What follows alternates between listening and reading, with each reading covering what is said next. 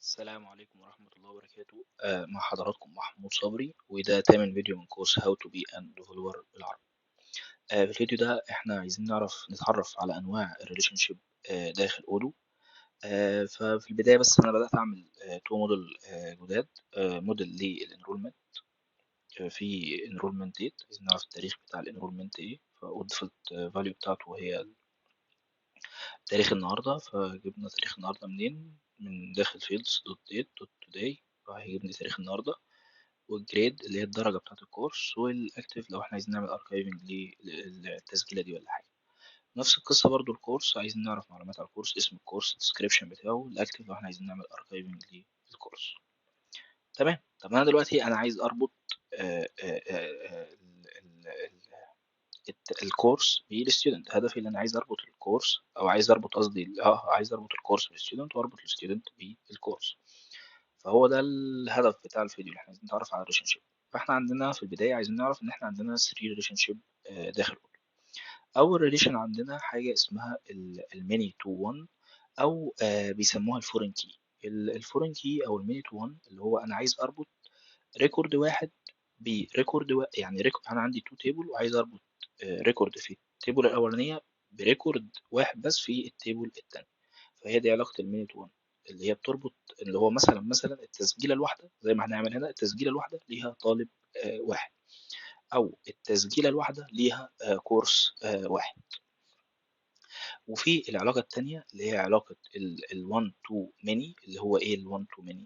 ان الطالب الواحد من حقه يعمل اكتر من تسجيلة. ما هو مش هيسجل، يعني الطالب مش هيسجل في كورس واحد بس، لا ده هو ممكن يسجل في اكتر من كورس. فهي الطالب الواحد له اكتر من تسجيلة. ونفس القصة برضو في الكورس، ان الكورس الواحد له اكتر من تسجيلة، يعني يقدر اكتر من حد يسجل في الكورس، مش حد واحد بس اللي هيسجل في الكورس، لا اكتر من حد. فالكورس الواحد له اكتر من تسجيلة. وفي العلاقة التانية اللي هي الميني تو ميني.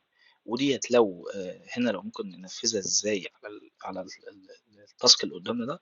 ممكن ننفذها اللي احنا نلغي الانرولمنت خالص، ما يكونش فيه عندنا جدول انرولمنت، ونربط الستودنت بالكورس، لان اكتر من طالب ممكن يسجل في اكتر من كورس، واكتر من كورس ممكن يسجل فيه اكتر من طالب. فخلاص نربطهم ببعض دايركت وخلاص، ملناش علاقه بقى، ما نعملش ما نروحش لعلاقه الميني تو 1، او ما يكونش عندنا التيبل بتاعه الانرولمنت.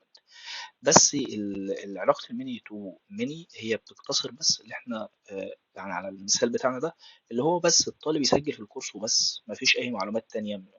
مثلا عايز اعرف الانرولمنت ديت، عايز اعرف عدد السيتس اللي لسه موجودين متوفرين معايا في الكورس، عايز اعرف الانستراكتور، عايز اعرف معلومات، عايز اعرف درجات الطالب في الكورس ده ايه، او في الكورس اللي هو سجل فيه ده ايه. ما اقدرش اعرفها انا، بس هدفي هنا او في هدف الميني تو ميني اللي هو يربط التو تيبل ببعض وبس، اللي هو بس ان الطالب يقدر يسجل في الكورس وبس، مفيش معلومات تانية. فعشان كده احنا لجأنا للانرولمنت، اللي احنا عشان نبدأ نربط الطالب بالكورس، وفي نفس الوقت يكون عندي معلومات على التسجيلية دي. فتمام. طب احنا بقى عايزين نطبق حاجة زي كده، هنعملها ازاي؟ فعشان نطبق حاجة زي كده احنا هنبدأ بالجدول الوسيط، عشان نبدأ نربط التسجيلية بالكورس، وفي نفس الوقت نربط التسجيلية بالطالب. فازاي هنعمل حاجة زي كده؟ احنا قلنا ان كل طالب من كل تسجيلية من حقها طالب واحد بس، وكل تسجيلية من حقها كورس واحد بس. نعملها ازاي دي؟ هنبدأ هنا والله نقول ان احنا عايزين نربط الجدول بتاع الانرولمنت ده بالستودنت. فاحنا هنقول والله student ID بيكوال فيلدز دوت ميني تو 1، اللي احنا تسجيلية مرتبطة بطالب واحد بس. فهنا هنربطها على طول دايركت بالستودنت، وممكن نديها string ولا حاجة. string equal student. وهنديها البارامتر بتاع required، اللي هو لازم يكون في طالب أصلا عشان نبدأ نعمل التسجيلات. ونفس القصة برضو في الكورس، يبقى كورس ID. وطبعا التو فيلدز دول لما هنروح بقى للموديل، سواء الستودنت او الكورس، دول هيتسموا الانفيرس فيلدز، او اللي هو احنا بنقول له اودو. والله يا اودو، العلاقه اللي هي علاقه ال1 تو ماني ديت، هي في الاساس بتعتمد على علاقه ماني تو 1 في التيبل بتاع الانرولمنت. فنكمل هيبقى fields دوت many to one many to one، وهنا هنربطها بالكورس فيبقى school دوت course، ونفس القصة برضو string equal course، وبرضو required لأن لازم يكون عندي كورس عشان أبدأ أعمل التسجيل. حلو حلو. احنا بقى عايزين نخلي أكتر من طالب يعمل أكتر من أو الطالب يكون ليه أكتر من تسجيل. هنعملها إزاي؟ هنروح هنا على الطالب نقول له والله الانرولمنت عايز نربطها بجدول التسجيل، فانرولمنت اندرسكور ايديز، وده من يفضل يعني وانت بتيجي تكتب الفيلد بتاع او بتعمل الفيلد بتاع ال1 تو ماني يكون ايديز، لانه اكتر من حاجه، على عكس هنا المينيت 1 هي حاجه واحده بس، هي تسجيليه واحده بس مرتبطه بطالب واحد بس، انما هنا لا، ده اكتر من الطالب مرتبط باكتر من تسجيل. فهتتعمل ازاي؟ هتبقى fields دوت 1 to many. طب اول حاجه هنبدا نضيفها اللي هي الموديل بتاعنا، احنا بنربطها بانهي تيبل، فاحنا هنا المفروض هنربطها بالانرولمنت.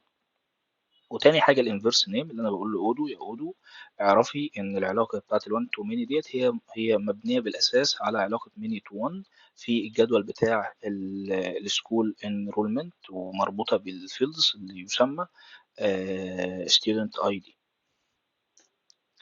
وعايز تدي string عادي مفيش مشكله. يبقى احنا كده المفروض ربطنا الجدول بتاع الستودنت بالانرولمنت، وربطنا الانرولمنت بالستودنت. طب ماشي، احنا عايزين نربط الكورس بالانرولمنت. هنربط الكورس بالانرولمنت بنفس الطريقه اللي ربطنا بيها الستودنت بالانرولمنت، فهنا هتكون enrollment